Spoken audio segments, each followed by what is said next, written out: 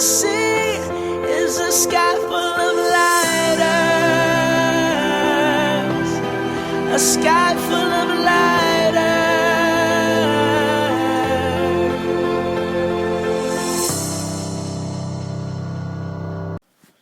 I remember the time during the war when I was 20 years old.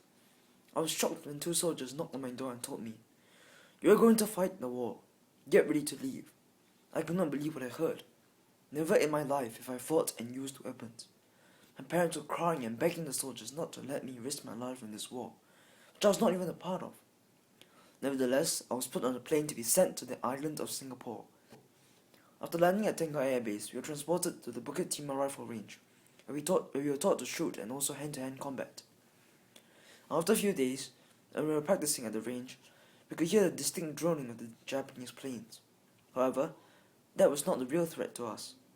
Soon after, there were shouts coming from the jungle. It was a horde of Japanese soldiers hungry for our blood. From then on, we had no choice but to fight. Not for the country, but for survival. In our experience in warfare, though, we were overrun. Bodies fell everywhere. It was a massacre. I was one of the luckier ones.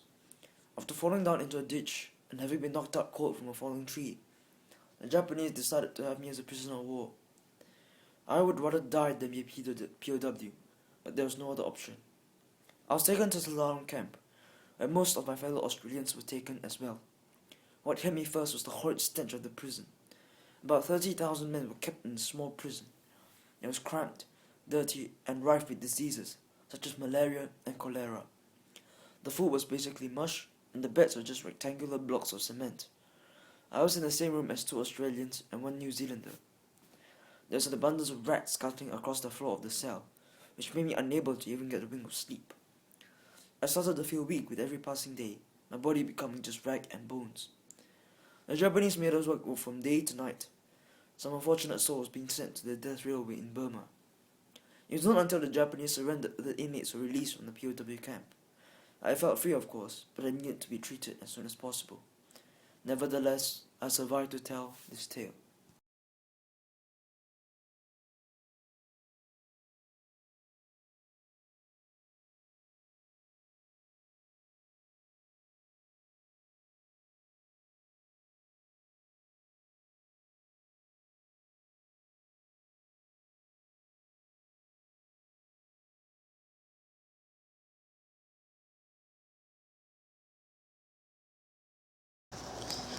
I came from a humble and middle-class family before World War II broke out. Thus, during the Japanese occupation, we had to go and collect our rations every day. Even though we would always go there early in the morning, there would always be a long queue, and sometimes we would go home empty-handed. Occasionally, my father would go to Uncle Lim, who had access to Japanese rations, and buy food from him at exorbitant prices. Unfortunately, Uncle Lim got caught by the Kempeitai after being betrayed by one of his customers. Not long after the incident, I came back one night after planting tapiokas. On my way home, I saw a Japanese soldier and hurriedly bowed down to him. My parents were heading over to a friend's house to trade supplies and left my sister at home. As I neared my house, I heard screams of horror coming from my sister's room. After taking a closer look, I realized I saw a silhouette of a Japanese trying to rape my sister. I kept calm, even though I was horrified and wanted to scream. As I prepared to barge into the room, the Japanese soldier turned into my direction, and I knew I had to run for my life. However, my pace could not be compared to his speed that had been developed through years of arduous training. I was eventually knocked out with a blow to my temple. When I woke up, I realized I was at the YMCA building and was manhandled into a queue. When it was my turn, I saw a hooded man pointing to me and muttering in Japanese.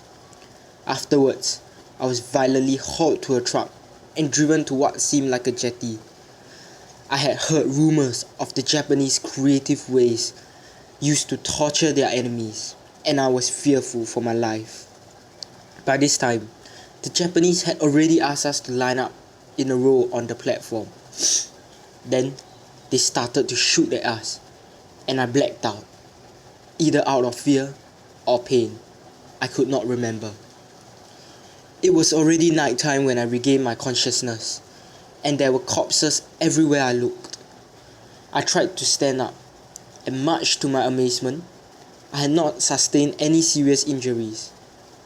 However, this lucky streak did not last. I saw a van approaching and realized it had to be the Japanese patrol looking for any survivors. I took my chances and jumped into the deep dark sea. I braved the strong tides, and after an hour of tireless swimming, I clambered onto shore. Fortunately, the people in that part of Singapore could speak Chinese fluently, and they offered me a place to sleep.